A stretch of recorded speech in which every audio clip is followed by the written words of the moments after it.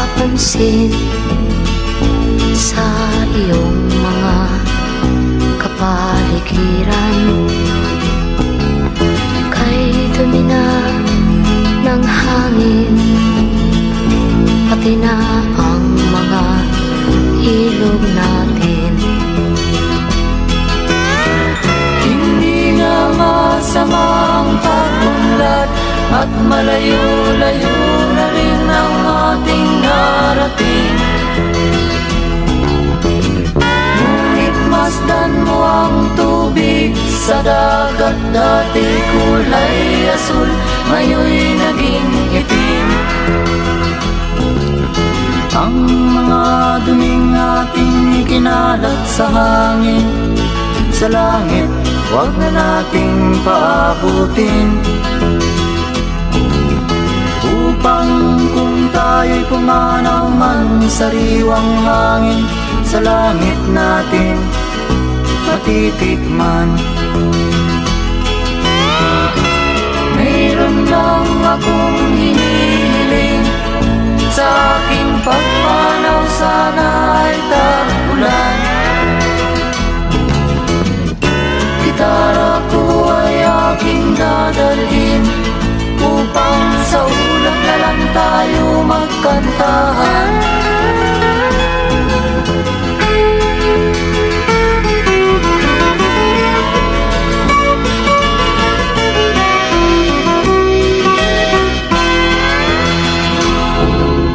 Ang mga batang ngayon lang isinilang, may hangin pa kayang matitikman? May mga puno pa kaya silang aakyatin? May mga ilog pa kayang lalamuyan? Bakit di natin pag-isipan ang nangyayari sa ating kapaligiran? Hindi nga masama ang pag-unlad, kung hindi nakakasira ng kalikasan.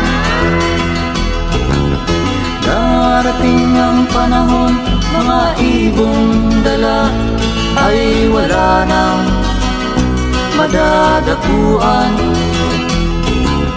Masdan mo ang mga punong dati ay kay tatag, ngayon'y namamatay dahil sa ating kalokohan. Lahat ng bagay na narito sa lupa, biyayang galing sa Diyos kahit nung ika'y wala pa.